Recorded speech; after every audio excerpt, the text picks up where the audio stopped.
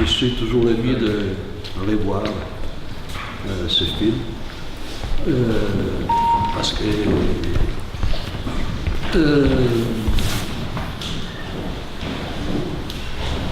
on a beaucoup filmé les travailleurs, et comme en espagnol se note, on voit bien la différence.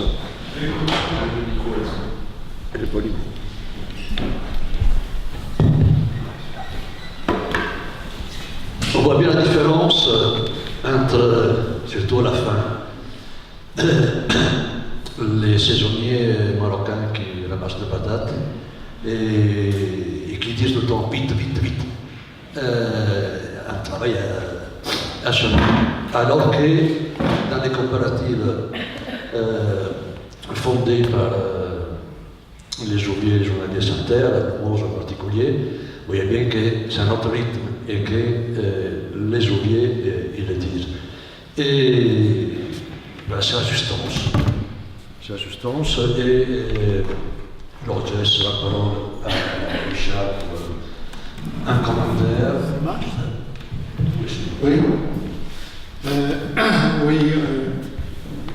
Le problème qu'on a eu, c'était d'abord de situer le lieu où se passait l'action, de comprendre un peu ce qui s'y passait. Il a donc fallu qu'on fasse une introduction dans laquelle on parlait de l'Andalousie, de la guerre d'Espagne, de la Révolution. Et puis ensuite, on s'est rapidement rendu compte qu'il était nécessaire de montrer des gestes du travail, parce que les gestes du travail sont beaucoup plus éloquents que toutes les paroles du monde. Alors, bien sûr, on a eu la possibilité d'interviewer des gens comme Diego Cañaveral, comme Abel Paz, comme le maire de Marinaleda, comment il s'appelle déjà? Cordillo. Et leur parole, bien sûr, est fondamentale puisqu'elle permet de comprendre l'histoire, le passé du pays et la période contemporaine. Mais encore une fois, on est très, très fiers, très heureux d'avoir réussi à montrer l'essentiel de cette histoire par les gestes des travailleurs, plus que par les paroles. Et comme disait Sandro à l'instant, on remarque assez vite une différence de rythme dans le travail des gens entre les grandes propriétés qui sont l'endroit où on ramasse les betteraves, l'endroit où on recueille le coton, l'endroit où on récolte les pommes de terre, et où on a l'impression que l'image a été filmée et qu'on l'a accélérée. Or, on ne l'a pas accélérée, ça travaille comme ça.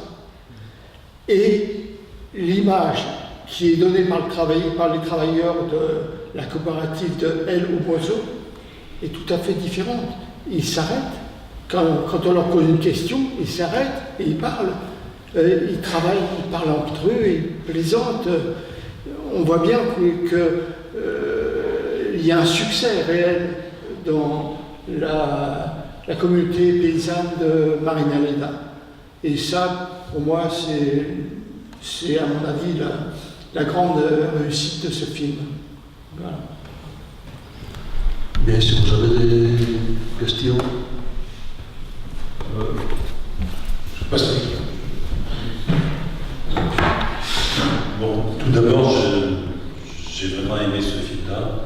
Bon, je suis fils de républicains espagnols qui sont arrivés en France en 1939 et mon père est d'un village d'Andalousie. Bon, il est décédé depuis longtemps maintenant, mais donc ce film-là, aucun problème, je suis tout à fait en phase avec. Bon, ça me rappelle des histoires que j'ai pu entendre dans ma famille. Néanmoins, il y a un volet que vous n'avez pas beaucoup traité dans ce film-là, mais c'est pas un reproche, c'est le poids de l'Église aussi vis-à-vis des. Parce que bon, j'ai souvenir de récits en famille où, par exemple, les journaliers au fin fond de encore il n'y a pas très longtemps, le grand propriétaire terrien réunissait les journaliers sur la place du village en compagnie du curé de la paroisse, de l'église. Et c'est le curé qui désignait en fait les fidèles, ou ceux qui ne l'étaient pas, pour savoir ceux qu'il allait choisir également pour travailler le lundi. Ceux qui n'allaient pas à l'église en fait étaient voués à une mort certaine, parce qu'ils ne pouvaient pas travailler. Et je trouvais qu'au moins une petite allusion sur cet immense poids de l'église, et je dirais malheureusement encore aujourd'hui, dans certains villages d'Andalousie, enfin, je trouvais que ça m'a un peu, pas gêné, mais j'avais envie de compléter votre film, si je puis me permettre, avec ce petit volet. Voilà. Mais en tout cas, j'ai vraiment apprécié votre travail. À Medina Sidonia. C'est une ville qui est gouvernée donc par une municipalité socialiste, mais la personne importante dans cette petite ville, c'est la comtesse, la duchesse, ou je sais pas quoi, enfin bon, qui est une grande d'Espagne, richissime. Et cette femme va à l'église tous les dimanches. Et tous les gens, tous les travailleurs étaient tenus d'y aller.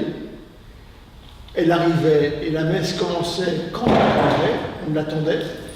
Et quand elle remarquait que quelqu'un n'était pas là, la personne n'avait pas de travail pendant la semaine. Bon, alors, c'est pas l'envie qui nous a manqué d'en parler, mais on a déjà mis énormément d'informations dans le film au niveau social, politique, et c'était un peu dur d'en rajouter, quoi, d'en mettre un peu plus. Oui, on a fait, j'avais raison, on a fait juste à la fin une petite touche montrant les journaliers marocains.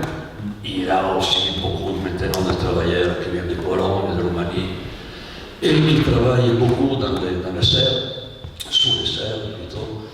Et c'est un phénomène nouveau, mais ça aurait été aussi un autre film. Il faut dire que les copains, les camarades des syndicats de jouets des gens, maintenant ça s'appelle SAT, syndicat andalou des travailleurs qui regroupe tous les secteurs professionnels. Eh bien, ils ont aussi quand même à former des collectifs de travailleurs étrangers en Espagne, ce qui n'est pas rien. Parce que déjà, vous voyez, il n'y a pas de contrats sûrs, c'est des contrats verbaux, c'est des chantages permanents journaliers sur les journaliers, et bien ils avaient des étrangers encore plus. Donc, si les ouvriers et journaliers agricoles andalous ont pris le courage de se syndiquer, et ben pour les ouvriers étrangers, c'est encore plus gros, et ben ils ont réussi, les copains qui sont à les faire, et maintenant bon, il y a des résistances, des luttes aussi faites par les travailleurs civils.